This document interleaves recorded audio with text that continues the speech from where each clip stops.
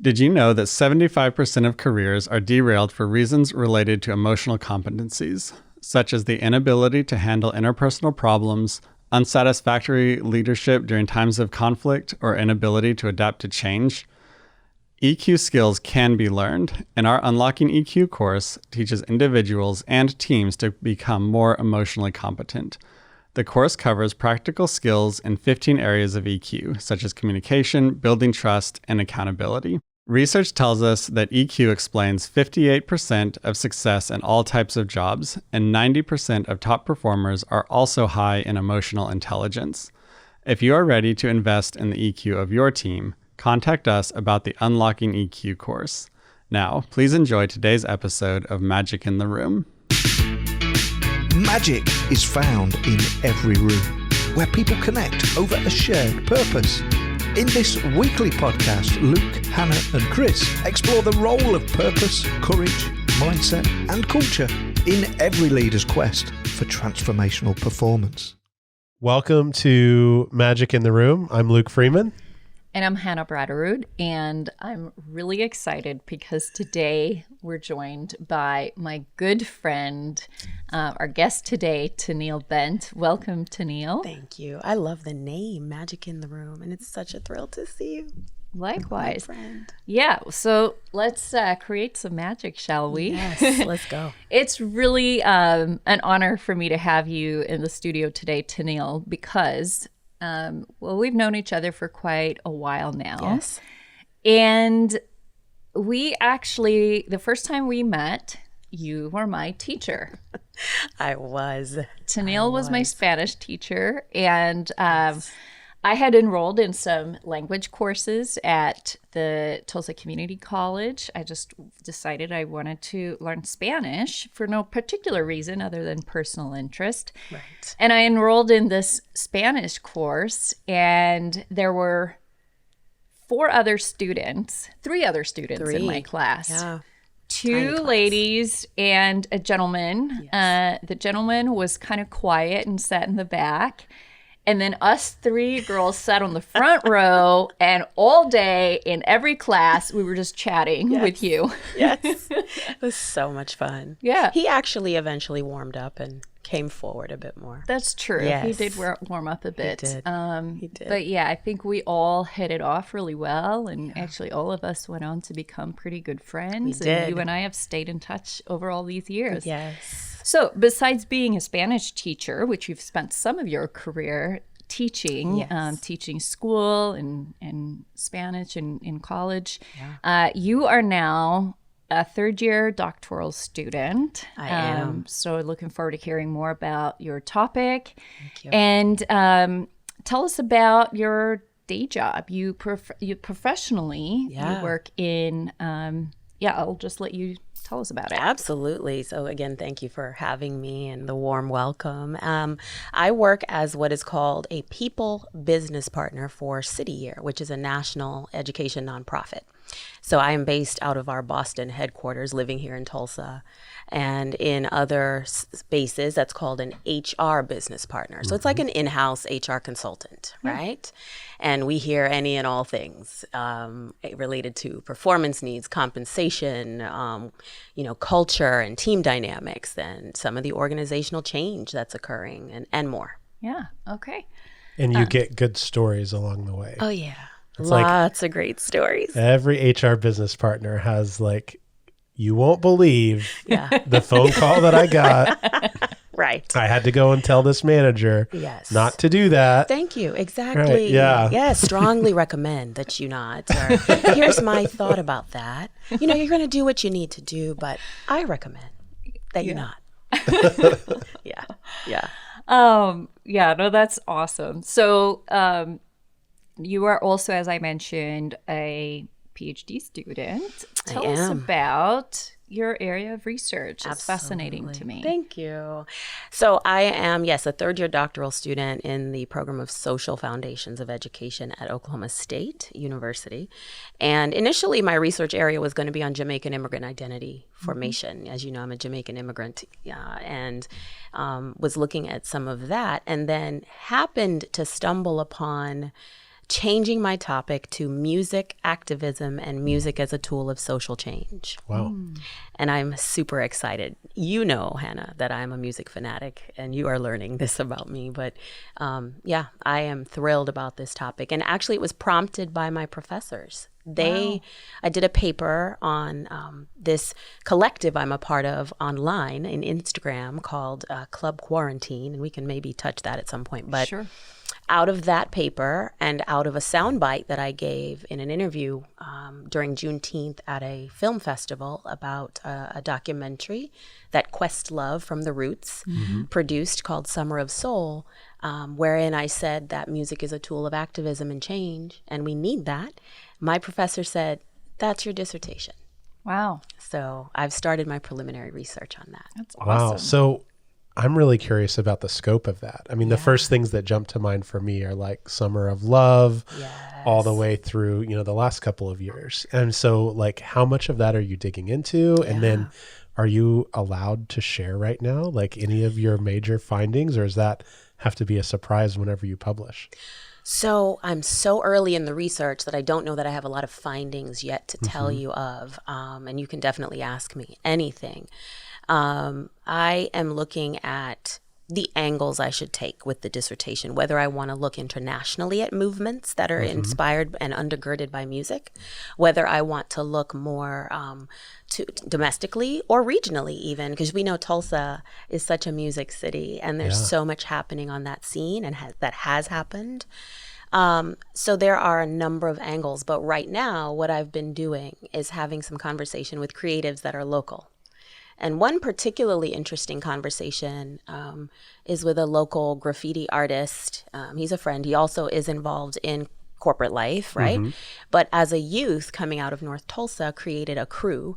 And he and his crew did graffiti art and gathered punk, hip hop, alternative kids, alternative listening, right? Punk, hip hop kids.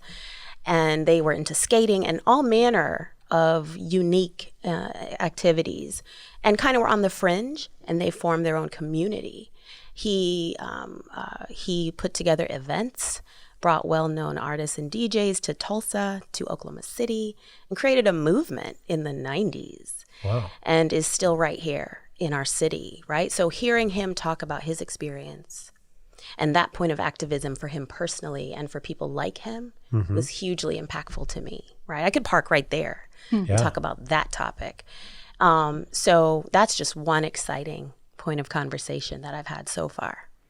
Wow. So I'm getting really excited about our conversation here because one of the, kind of our main topic for today, as we've been exploring the Great Resignation and the tough spot that a lot of businesses are in right now, trying to find, recruit, and retain talent, right? So we wanted to dive into diversity, inclusion, equity, belonging. Yes. What do all these concepts mean? And how do we as leaders, foster organizations that invite and engage people of all kinds of backgrounds? And so I can't think of a more qualified guest to talk about that. So you mentioned, Toneille, that you're a Jamaican immigrant, and you are a border crosser in a lot of ways that you've already started to allude to. So I'd love to hear just brief background. How did you arrive at this point, both with the work that you do today? I also didn't mention yet, you are a certified life and executive coach. In addition to your doctoral work and your full-time job as an HR business partner. So you're a very busy lady, and you have and continue to cross a lot of borders. So give us just a little bit of background. How did you arrive where you are today? Such a big question, and I'm humbled. Thank you for that lead in. So how did I arrive where I am today? So came here from Jamaica as a 3.5-year-old child. My father went to college at Oral Roberts and then graduated and went back home to Jamaica, where he and my mother met. My brother and I were born there, and things got tense in Jamaica, right? It's challenging even today. So my mother said, we need to move. And my father said, we know Tulsa. I know Tulsa. So here we are. I grew up in Broken Arrow. At the time, right, late 70s, up through the 90s, early 90s, when I graduated college, Broken Arrow wasn't the most diverse place. Yeah, I was always one of the only Black people in my classroom, not necessarily my grade, but in my classroom at any given time. I wouldn't say that for me, it was a difficult experience growing up that way. It allowed me to get proximate to people of difference, and it allowed them to get proximate to me. And that is something I think that is a point that needs to be made, that proximity is not one directional. And a lot of times people who are not in the majority, they're proximate to people of difference. The people in the majority are not proximate to people different from them. So I had friends coming to my home. They got to see my Jamaican culture, got to hear our music, got to eat our food, got to meet my multi-generational family because my grandma lived with us from middle school up. And that was rich for me and for them. So I learned how to move with people that were different than I. My parents had friends who were diverse. And then moving into college, that was where I really had what I would say was a Black experience at a PWI, a predominantly white institution, which is the University of Tulsa. And I became a Spanish major there. I fell in love with Spanish as a little girl and decided to major in it. And at TU, I had that rich experience, got to study abroad, met other Black peers, right, in this kind of insular kind of community, and really kind of opened up more and could see people that reflected me. However, they were very different from me at the same time. And so there's this notion that my Black is not your Black, right? We're not a monolith. And so I came in a little different from some of my Black peers.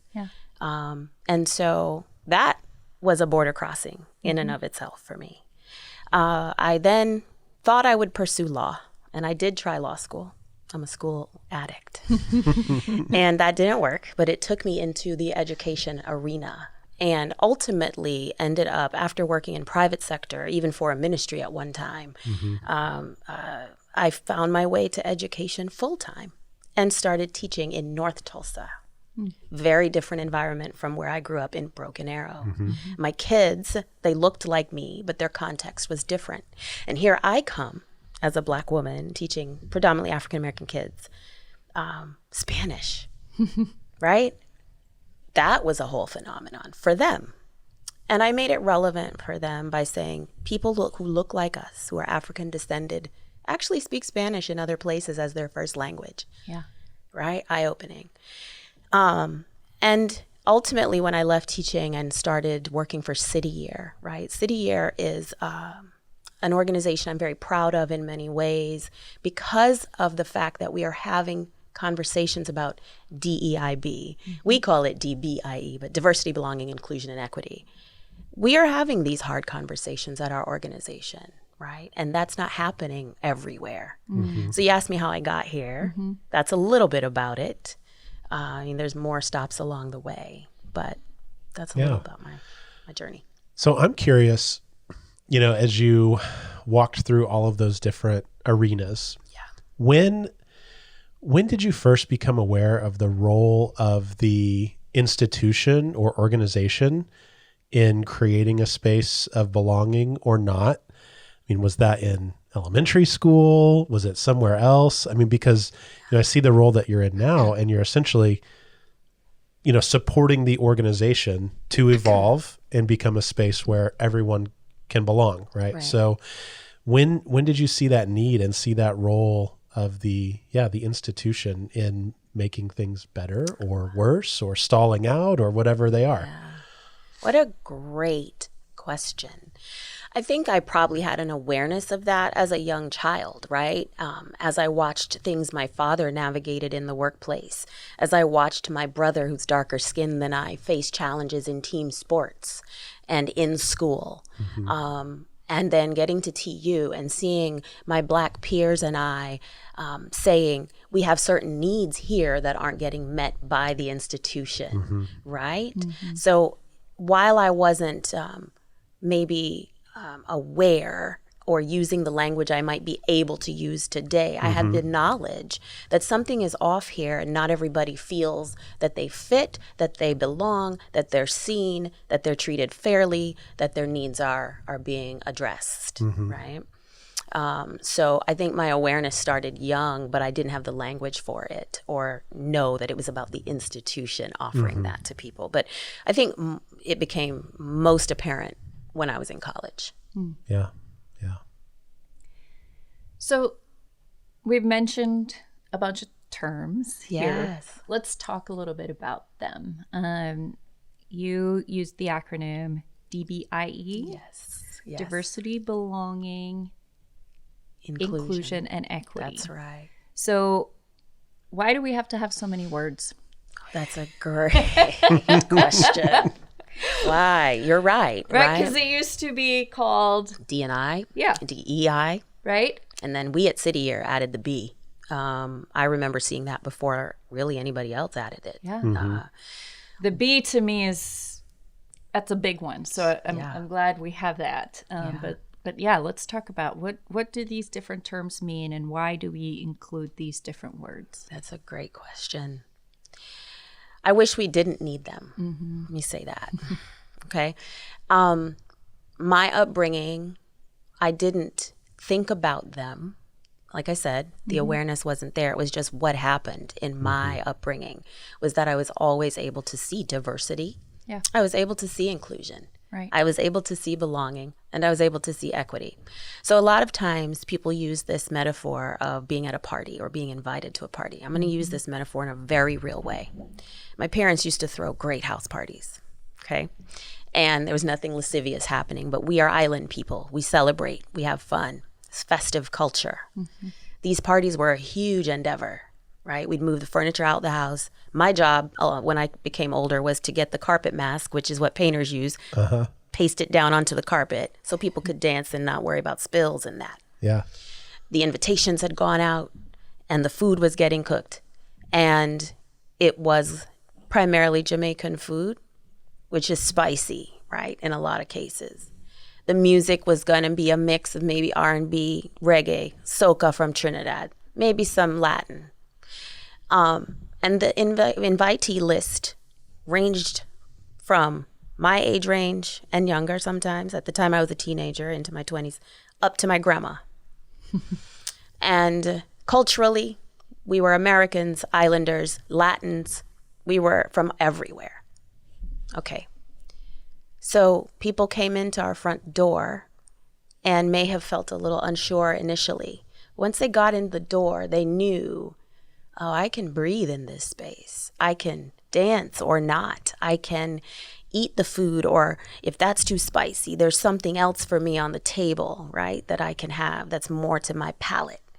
So yes, the experience was heavily geared to our island culture, but we found a way to edit and alter and to have different options and elements of that experience for people that it was new to them, many of them. For some, it was just like being home. And yet everyone was catered to, right? Okay. For the most part. Sorry. I want to go to that party. That's all I keep thinking. I was going to say, that sounds like a Hannah spot for sure. Right? I want to be there. I do too. And look, if you weren't into the music or the dancing, you parked yourself maybe on the back patio, on the deck, by the pool, and you could have a talk and relax. You didn't have to be on the dance floor. Right. There were a lot of different spaces as well that were available to people. Okay. Now, that's a nice picture to offer. Yeah. That's not the reality in many places. So I think what we're learning when you ask me why do we need all these words, and we are acronym addicts in nonprofit spaces for sure, is that diversity is one thing. Yeah. We're a diverse group here for various reasons. Sure. Okay. That does not mean that our diversity indicates that everybody is included. You all have made me feel very welcome. I feel like I belong here, right? You invited me here with a particular purpose in mind that I'm clear about, okay? And I've been given water. I've been given a nice chair to sit in. I've had great conversation, handshakes or fist bumps, whatever what we're doing in a pandemic. And I feel very at ease, okay? If I had just stepped in this room and been the person who is different and none of that other, those other niceties had been extended me, or I wasn't clear about why I was here, you wouldn't be getting from me what you're getting right now.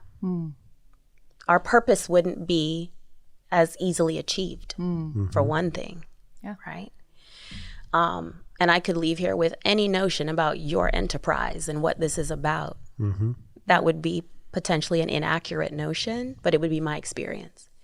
We have to know that there's a lot of elements that go into making sure that people are seen and the best is brought out of them, right? I think that's why we need all those words and letters. You know, and in hearing your story, like I'm putting myself in your shoes or maybe your mom and dad's shoes as they're planning the party, and they're doing perspective taking and really practicing empathy, imagining that person coming in the front door, right? Who all is going to come through the front door? What are they going to experience? How do we create a safe space or a space for them to do whatever they feel comfortable doing in the party while still it being our party, right? Yes. And I think, you know, the challenge that organizations face, it seems, is that sometimes there's just no one willing to do that perspective taking. And for whatever reason, people feel like that emotional labor needs to be done by the part of everyone except a senior leadership team. Or accept a CEO or accept a whoever else. And, you know, I'm challenged by that, you know, because I think your parents desire to do that, desire to have empathy, desire to perspective take. Like, why would we not all hold ourselves to the same standard? And not to make it sound simpler than it is, because I think it can be very hard for an organization, but just to do the work. You know, and just to try. I hope this isn't taking us down a tangent, but I'm just kind of curious. Do you have any stories about, you know, maybe a place that you saw trying really well? Maybe they didn't get it right, but they at least tried and made a difference to perspective take. And then maybe on the flip side, if there's anywhere that you're like, yeah, this place, like, just weren't really willing to do the work. Yes, I think the latter is easier for me to respond to off the top. And it was a work environment that I was in, and very privileged space. It was a school, but a very privileged school. And they positioned me literally forwardmost in the school. So when you walked in, you would see me in my office, and I was working in a role that was welcoming people and helping them to determine if they wanted to be a part of the school community, right? There were so many microaggressions and so many challenges that I faced personally in that space. Like, I had one person walk into my office and say, "What happens in here?" Then when we were talking about matters of diversity, and they expressed wanting students from North Tulsa, and there was a pipeline program established where kids were coming from a North Tulsa school to this school. And many thrived. And in fact, some of them were my former kids, former students, and I got to see them thriving. But there were things like, I would say, you know, when it came to parent-teacher conferences, we have to consider scheduling differences, because some parents work different hours than the majority of parents here might work, if they work at all outside of the home. And, well, they just have to make it happen to get here during the hours of our conferences. Whereas when I was teaching elsewhere or working elsewhere, we had conferences into the evening to accommodate. We had them scheduled from morning into the evening until 8 o'clock to accommodate families, right? I left that school with that never being one point of resolve. They never felt like accommodating those needs were the right thing. It was more of a critique of the families who couldn't fit their schedule. So that's one example of not doing it well at that time. Yeah. And to your first question of great effort, and ask me the question one more time. I'm sorry. Yeah, just maybe an example on the flip side, like who maybe imperfectly was willing to do the work and it made a difference. So I see that at City Year. Yeah. We're not perfect yet, right? City Year is making advances, and I've got to credit them that they're doing some things I don't see other organizations doing, and there is true intention behind it. We have declared ourselves an anti-racist, pro-Black organization. That's pretty bold. Now, they're Boston-based, so they can say those things. I mean, Boston has its history. Yeah. But to say that in Baton Rouge, Louisiana, might be a little trickier. To say that even here in Tulsa could be a little trickier. But it's happening.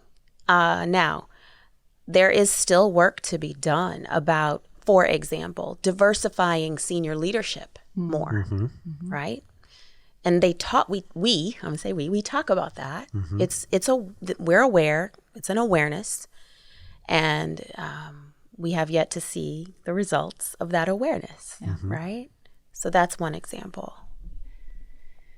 Yeah, I think for me, the reason this conversation is so important and so relevant is, as we've been kind of exploring leadership and how, this great resignation, how a lot of people find themselves with kind of getting some time out during the pandemic, right? A lot of social unrest happening around the same time. Yeah. A lot of people have started thinking really hard about, what do I want to do with my life, right? What is my purpose? What is the purpose of this organization? And we're finding that a lot of people are choosing to not continue to work in environments where they don't feel welcomed, where they don't feel like they belong, where they don't maybe even get some of their basic needs met. Yes. Or they're looking for work that's more meaningful and more fulfilling. And so I think now more than ever, there's a responsibility for leaders to create the kind of environment that can attract the best talent. And so you and I talked a little bit before, Toneille, about this whole idea of culture fit. Yes. And challenging the notion of culture fit. Yes. So when we say culture fit, typically we think about, people that have the same values that we do and that kind of fit into our culture. However, if we are going to create organizations that innovate and that create new ideas, if we're looking for people that are quote unquote a fit, which means typically we're looking for people that are like us, how innovative can we really be? So talk to me a little bit about, what are your thoughts on culture fit, and what are maybe some alternatives for how we can think about that? It's a great question. So before I hit that, I just want to say one other thought about why do we need all these terms. It's because they mean different things to different people. Yes. Right? People get equity and equality conflated all the time. So when we talk about culture, what does that mean to people? Culture is something that is broad, and there's a basic meaning for it, right?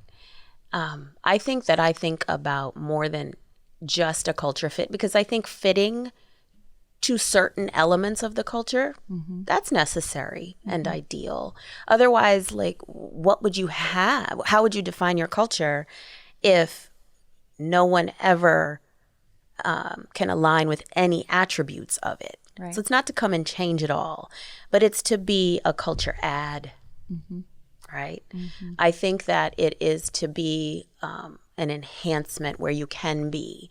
Because when we bring people in, we want them ideally on paper to bring in uniquenesses, things that we are looking for or might lack, right? I'm hard pressed to think that, and I didn't tell you this in my bio, I was a department head and hiring manager at one time. So I hired people, and I knew I couldn't bring the same person on over and over and over again. And I probably did not want to, because while someone may have contributed greatly to my team and my culture, our culture, When they left, it was for a reason, whether they chose to or it was by other means. And there was some advancement that happened and needed to happen, and some change that happened and needed to happen. And we needed what they would bring in order to further that. Yeah. Right? Not to stay static. So culture fit, certain elements, yes, alignment is good. But we also need to be able to see the uniquenesses people hold and how they can enhance and advance our culture. I heard the term recently, actually on Simon Sinek's podcast. He had a guest on that was the founder of a creative agency, Jim Collins, really well-known creative agency. But he used the term cultural contribution. Yes. And I thought that was really a powerful way to look at it, right? So as we're hiring people, looking for people that can contribute positively to our culture. Yeah. So that means defining first, what do we want this culture to be? Because whether we're intentional or not, there is a culture. A culture exists. Yes. Right? And we can choose to shape that culture. So it means we want to be clear on what is it? What do we want it to be? Yes. And how do we find people that are going to contribute to creating that kind of culture? Right. And so we've kind of skirted these different terms, and you talked about, inclusion and equity and how people get them kind of confused, right? We started, I don't know when this whole public conversation really started, but there was an emphasis on diversity, right? Let's get some diversity in. Okay. Yeah. Well, then that kind of stalled. And yes, we have diversity, but still it doesn't seem like people are really necessarily playing together. Yeah. Intentional about what to do with that diversity. Yeah. So talk to us about inclusion and equity and why they're different. Absolutely. So diversity, we're different. Inclusion, I'm in the conversation, right? I am present. And sometimes presence doesn't mean being included in the conversation, right? So there's a difference there. Equity means meeting people at the point of what they need in order to, for many purposes, in order to belong or feel that they belong, in order to support them to success, right? And more. And we're talking in the work context, in order to support them in their development and growth, right? And even in their understanding of what it means to be a part of this culture and add to it. Yeah. Again, I think that because there's so much individual interpretation to these terms that really you have to be so intentional about what it means for your organization and your team.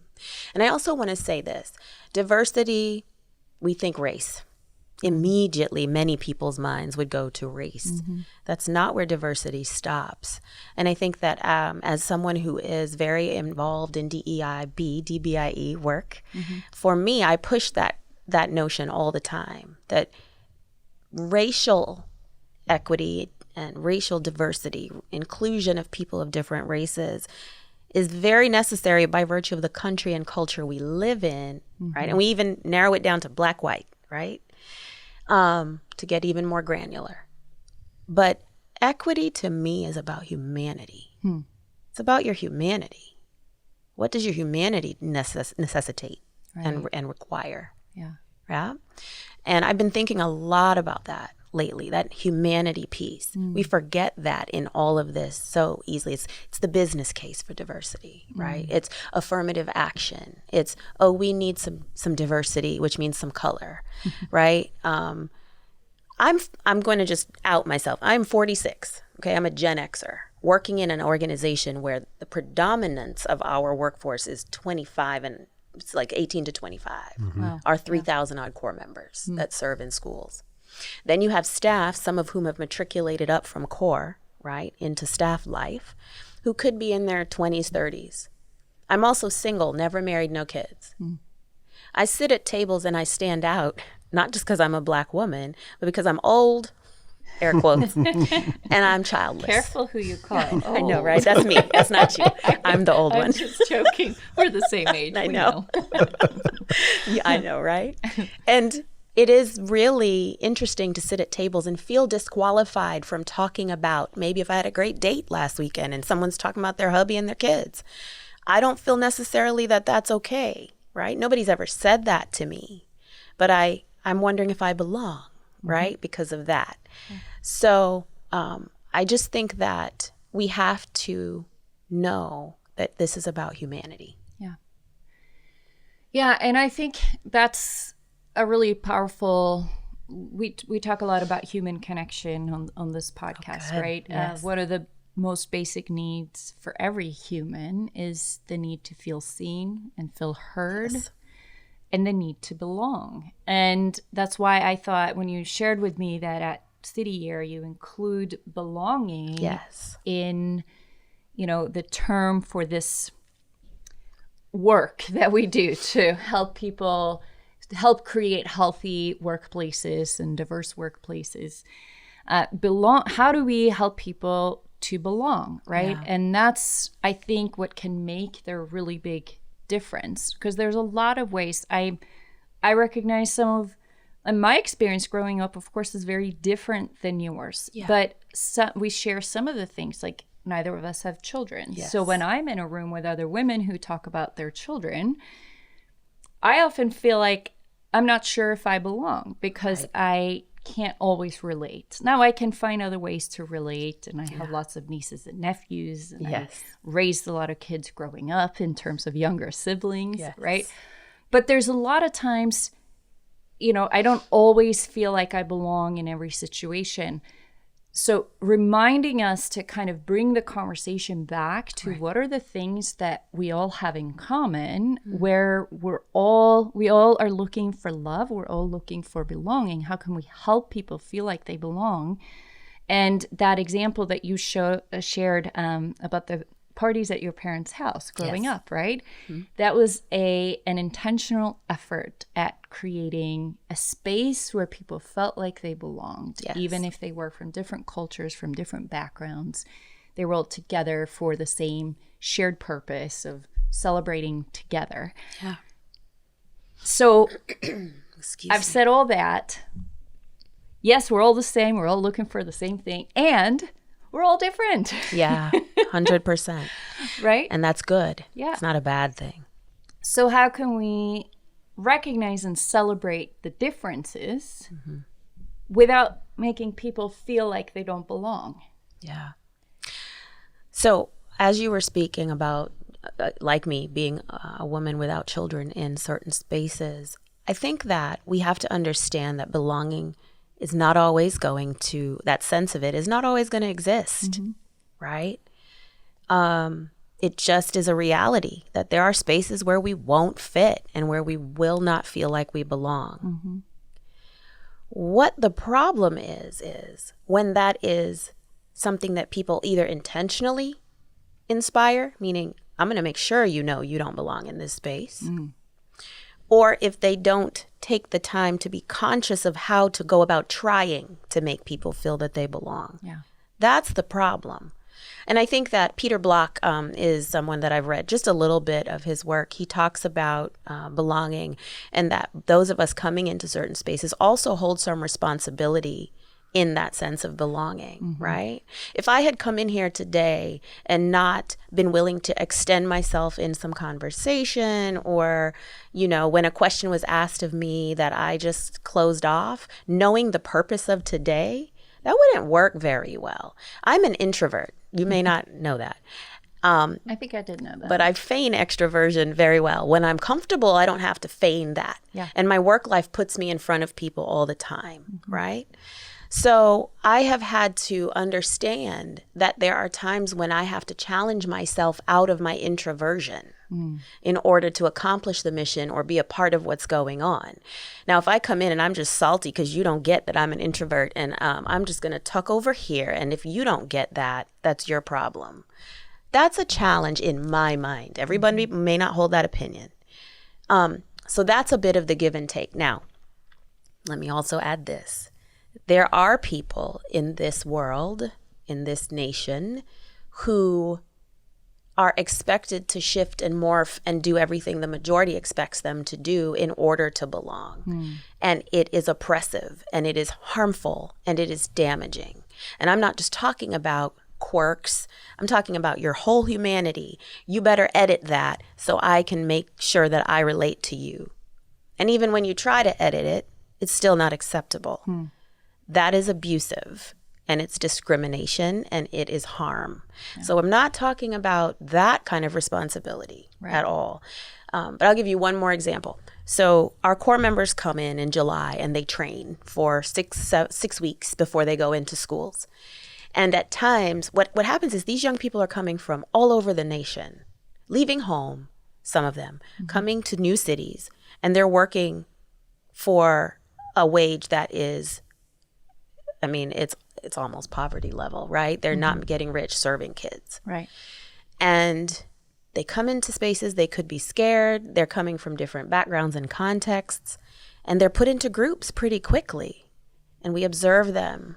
And if they don't show up and be bubbly and extend themselves, there can be judgment of that. Well, I'm not sure you're a team player. You don't know. You've only known me a day or two or a week.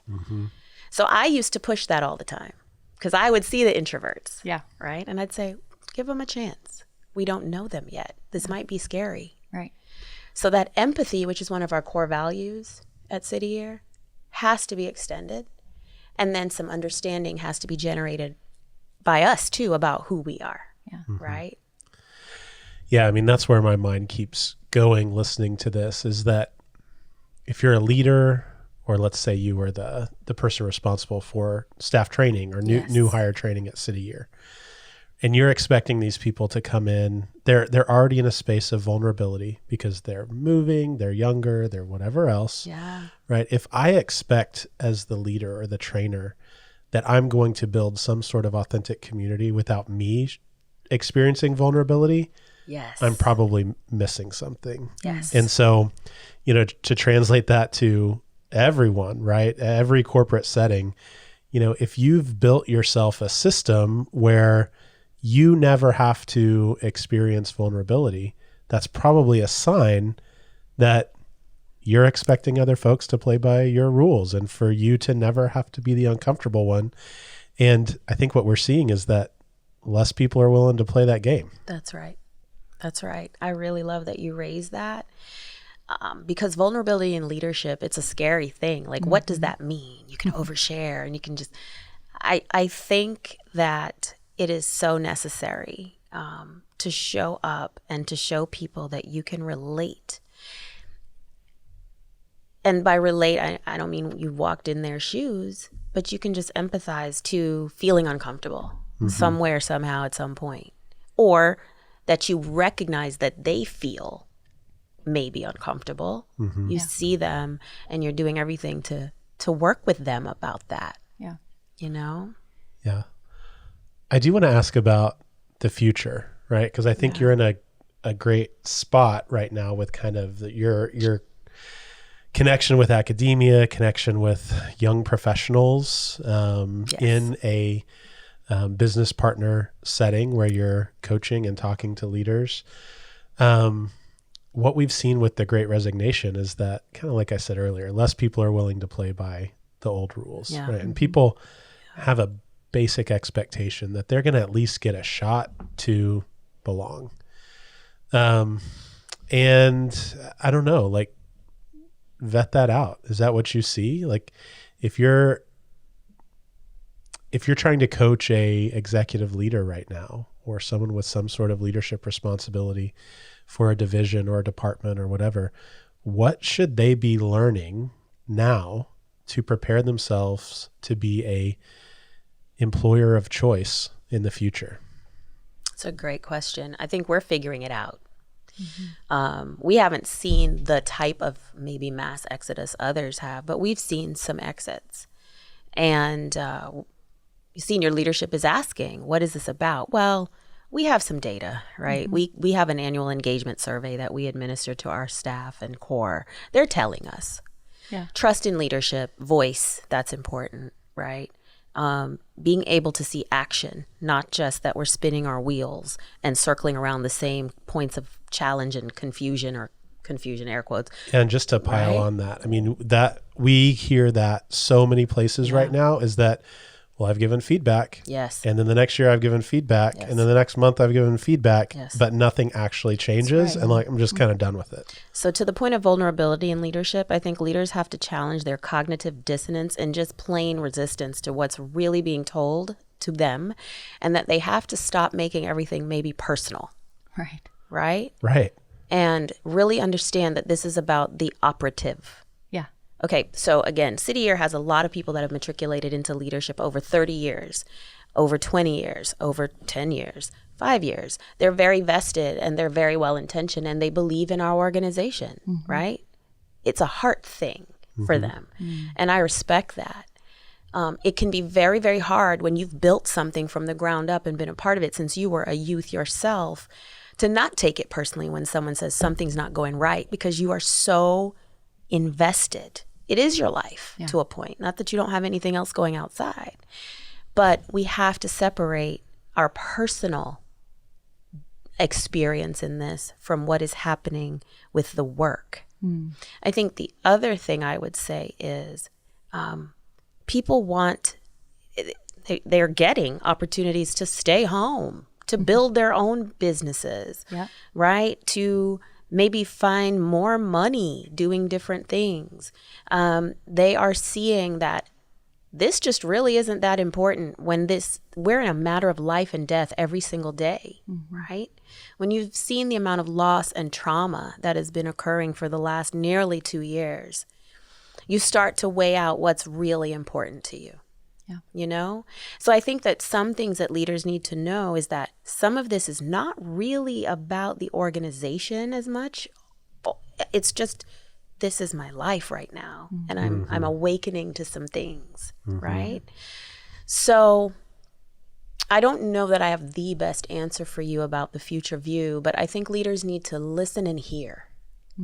They need to challenge, I'm going to just repeat, their cognitive dissonance, and they need to challenge their defensiveness in taking things personally. And understand that as much as they are invested, ideally their people will be invested, but they need to feel that they are listened to and included in decisions.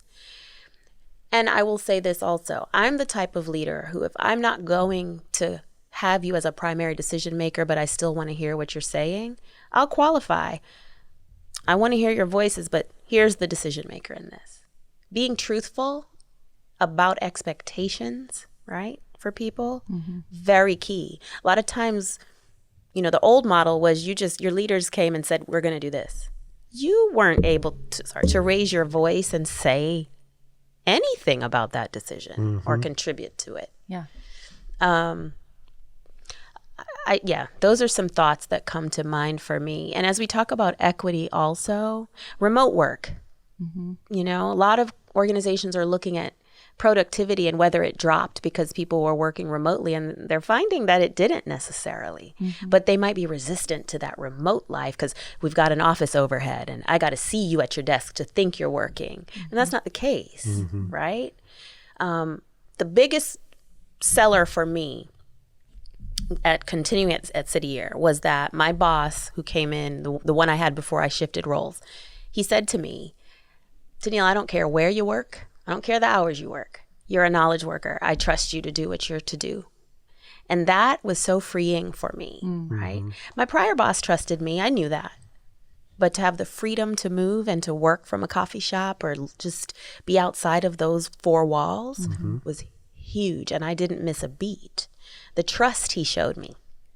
Trust your people. If you hire them, unless they're not working out well, it's a performance challenge, endow them with that trust, right? So those are some things I would offer.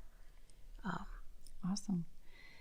So as we kind of begin to wrap this conversation up, it's flown by. I know. Fun. I love this. I know. We've touched on a number of different topics. But I think, you know, it is just as we think about how do we create organizations, how do we show up as leaders that create healthy, thriving, diverse, innovative cultures where people feel like they belong. We have a responsibility as leaders. Every organization has a responsibility. And you even touched on the individual responsibility of how we, kind of include ourselves into some situations, right? But as we kind of think about what we've been talking about so far, what are some key takeaways and some maybe some very practical tips for what a leader can do to foster the kind of inclusive environment that is going to cause people to thrive? I think first of all, mean it. You can't fake inclusion and giving people the awareness that you really believe that you want them to belong there. You can't fake that. Also, I would say check yourself, right?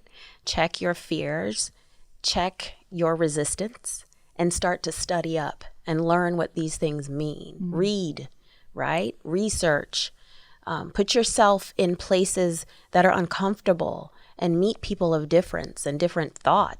Diversity of thought is a part of this as well, right? So stretch yourself.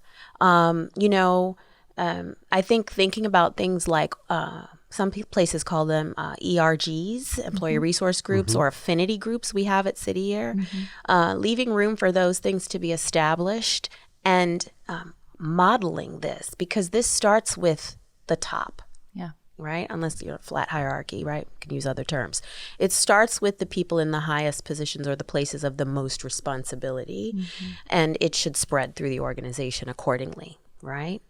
So those are a few things, but I think just intentionality about this. You can't fake this. You can't fluff it. And you can't boil it down to just a bottom line or a dollar amount. This is life and death for some people, right? And people deserve for their humanity to be regarded, and they deserve to exist in their humanity, even in their workplace. Yeah. Wow. Luke, how about you? What are some final thoughts? Okay, so I hope that anyone listening knows that I'm saying this out of love and not out of condemnation or throwing them under the bus or whatever. But I think if you haven't seriously as a leader considered what level of vulnerability you're approaching your role with for a while, that you should set aside an hour. Just stick it on your calendar and do that. And be willing to do the same amount of emotional labor as everyone else on your team. And if you're not in it, if you're not willing to do that, like if you're like, no, those other folks need to do the emotional labor and not me. Like, that's kind of shitty. So just be better than that and be willing to take some time and reflect and trust the feedback that you're getting. I mean, because Toneille, what you said earlier about, like we have these surveys every year and we see these things like, man, I keep interacting with leaders and they're like, they're saying this and they're saying that we're not changing. And I'm like, okay, well, it's not a mystery, right? You have to figure it out as the leader. What are you going to do then about it? Like either choose, I'm not going to do anything and I'm going to keep getting the same feedback, or I'm actually going to do the work and figure it out. So, and that doesn't mean you have to do it by yourself. I know that we're all happy to help, right? But it does require some sort of, emotional labor on your part. I want to add one thing, I'm sorry, Please. that I forgot to say. This is not, we're going to go from zero to the end. This is ongoing. Like it never stops. And I think that's the thing that people also need to hold, is that as a leader, it's not that you arrive at the best DBIE formula. Right. You have to continue to edit and to change it and to check yourself. Right? There's no letting up on that. And this whole I had it figured out. And then they changed what they wanted.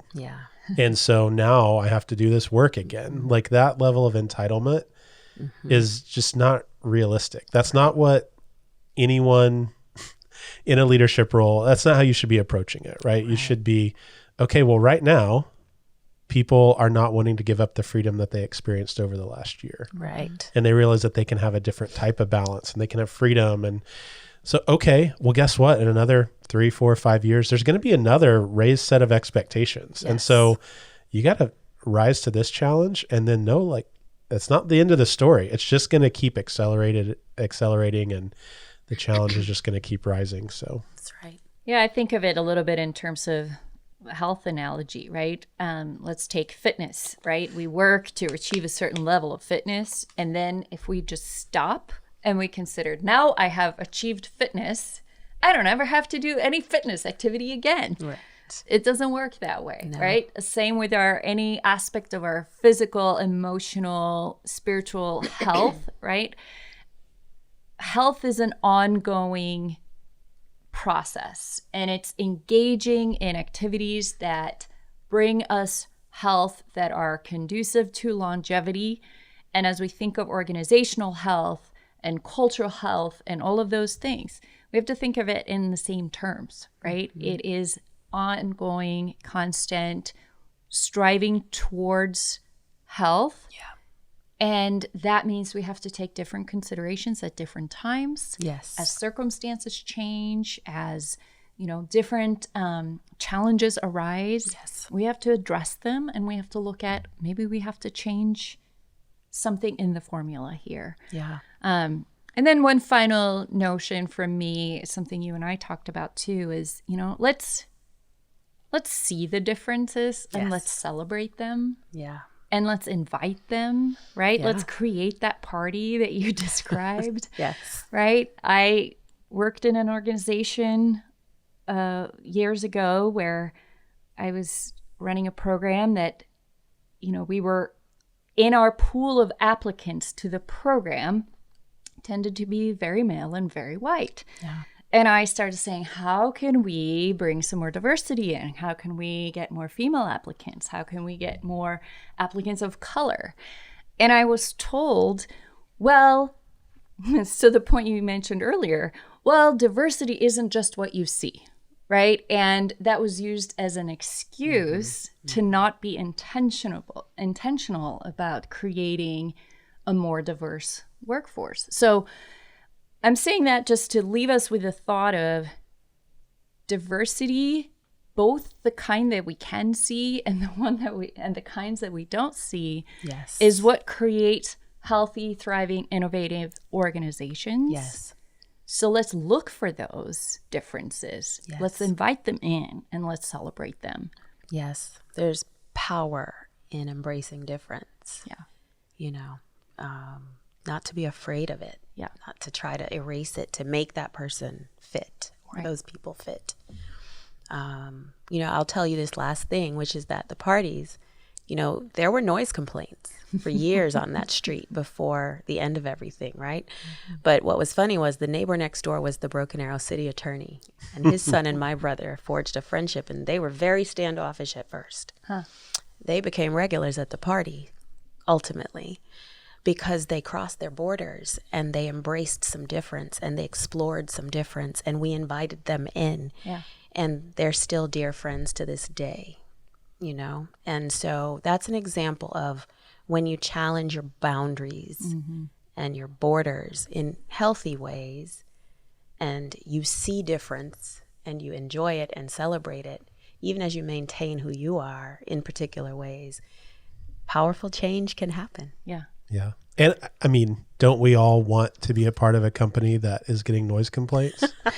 Right? Like, I love that. I mean, Yes, metaphorically, yes, right? That's great. Like, you want the word to be out on the street. Like, what's going on? What's going on over there at Brand X? Like, Yes. there's stuff that I don't quite get. Yeah. And like, I don't know what it is. Like, we all want that. We all want rumors like that being spread about our companies. Yeah. So like, that's how you get there. You don't get there by being stodgy. No. Right? So That's great. I love it. Well, this has been such a great conversation. Yes, Thank I'm you, so Toneille, for excited. joining Thank us. you. It's been really enlightening and fun.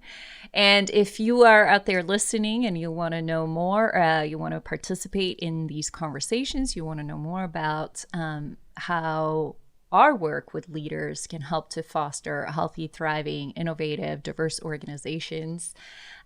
Look us up. You can find us at purposeandperformancegroup.com. And before we go, Toneille, if people want to connect with you, how can they find you? Absolutely. So you may find me on Instagram primarily and Facebook. Essential Truths is my business, and it's spelled Essence, ESSENCETIAL, Essential Truths. And you may also email me at essentialtruths@gmail.com. I'm building the website, working on that, so that's not up yet. But you can find me definitely on social. And Toneille Bent on LinkedIn, TONEILLEBENT on LinkedIn.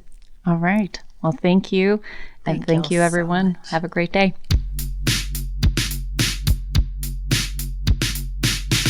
Magic in the Room is hosted by Chris Province, Hannah Bratteroo and Luke Freeman, and produced by Ben West. Theme music is by Evan Grimm. Title track Fake Love available on Apple Music, and this podcast was recorded at Storycatcher Studio with video and audio editing and production support by Brad O'Hara and Alicia Crum, with inspiration, strategy and technical support by yours truly, Neil Hughes. Magic in the Room is a production of Purpose and Performance Group. You can find us at purposeandperformancegroup.com, and remember, previous episodes are available at magicintheroom.com.